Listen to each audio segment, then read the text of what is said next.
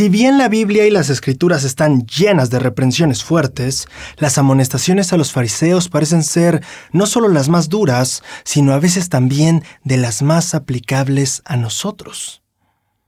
Esta semana empezamos la lección en Mateo 3:7, donde leemos: Y cuando vio Juan que muchos de los fariseos y de los saduceos venían a su bautismo, les decía: «Oh generación de víboras, ¿quién os ha enseñado a huir de la ira venidera?». Generalmente guardamos con mucha claridad en nuestra mente el «generación de víboras». Pero ¿qué hay de la pregunta que hace Juan? ¿Qué lecciones tiene para nosotros? La pregunta pide a los fariseos que señalen quién los instruyó en un mal comportamiento, en específico el de huir de la ira venidera. En las Escrituras siempre se usa este término como una referencia al juicio final, por lo que el comportamiento que Juan reprobó era el huir del juicio final. Pero un segundo, nadie puede huir del juicio final, ¿o sí? No. Entonces, ¿a qué se refería Juan? Bueno, creo que quiere decir que los fariseos y saduceos huían de o se negaban de asumir la responsabilidad. De alguna manera no creían que tenían que dar cuentas de sus actos, o al menos vivían como si no tuvieran que hacerlo. Ahora, ¿cómo es vivir de esta manera? Al pensar en el albedrío, a veces pensamos que este solo consiste en la libertad de hacer lo que deseemos, pero inseparablemente al albedrío es la responsabilidad de respetar el albedrío de otros y luego de ejercer el nuestro con sensatez. Cuando lo vemos de esta manera, entendemos que Juan les estaba diciendo: ¿quién te enseñó a vivir de esta manera? Como si no tuvieras responsabilidad ante Dios y ante tus hermanos, como si tu comportamiento arrogante no lastimara a otros, o como si tus actos no tuvieran ninguna consecuencia ni para ti ni para nadie. ¿Quién te enseñó a vivir así? Pero la lección se vuelve más interesante a medida que aprendemos más sobre quiénes eran y las creencias que tenían las personas reprendidas. El grupo al que Juan amonestó, de acuerdo a Mateo, estaba conformado de fariseos y saduceos.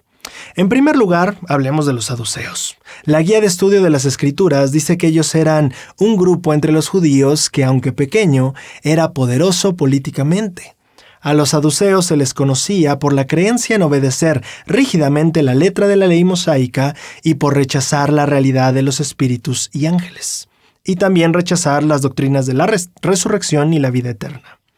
Podríamos resumir entonces que los saduceos eran gente poderosa, estricta, pero no del todo creyente. Y eso podría bien definir a muchas personas en la actualidad. En especial si recordamos que el defecto que les reprochaba Juan era eludir la responsabilidad. O sea, querían aplicar estrictamente algunas leyes, pero no tenían problema en huir de la justicia de Dios en otras. ¿Ubicas en la sociedad actual algún sector que tenga gran poder político, exige una obediencia exacta a sus ideales, pero cree que nunca tendrá que rendir cuentas por su manera de vivir? Por el otro lado, la guía de estudio de las Escrituras dice que los fariseos eran una secta religiosa de los judíos, cuyo significado indica que eran separatistas. Se jactaban de su estricta obediencia a la ley de Moisés y del cuidado con el que evitaban todo contacto con los gentiles. La intención de sus enseñanzas era reducir la religión a la observancia de reglas y fomentar el orgullo espiritual. ¡Qué interesante! Ambos se ven muy parecidos y tomaban muy en serio la ley de Moisés. Pero ¿cuál era la diferencia? Un grupo sí creía en la resurrección y la vida eterna, y el otro no. Y aquí hay algo bellísimo. Mira, de cierta forma el que los saduceos no creyeran en la vida eterna explica por qué estarían huyendo de la ira venidera, o al menos ignorándola.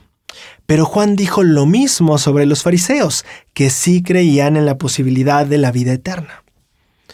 Si los fariseos sí creían en una vida después y se esforzaban por vivir las leyes que se les dieron aquí, ¿en qué sentido también huían del juicio venidero?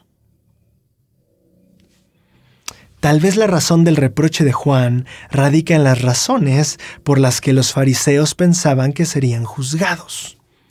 Déjame explicarte.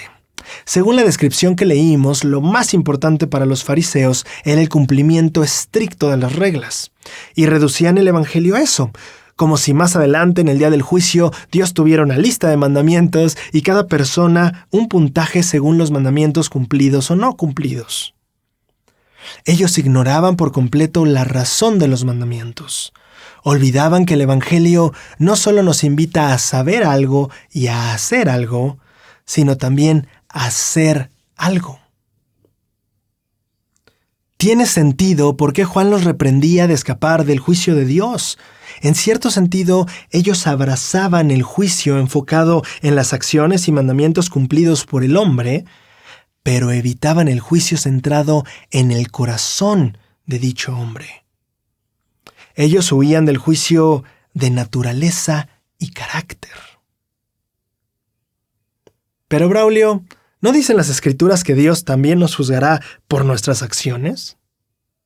Sí, es cierto, pero las acciones no toman parte como medida final del juicio, sino como evidencia de lo que sí se debe medir. ¿Qué tanto llegamos a ser en el fondo como Cristo? No la acción o mandamiento por sí solos, sino la acción como representación externa de lo que somos por dentro. La lección para nosotros ya no es la de los no creyentes irresponsables, sino la de los creyentes muy responsables que incluso esforzándonos dentro de la iglesia, olvidamos el porqué de la ley. No es vivir la ley por vivirla, sino llegar a ser como Él viviéndola.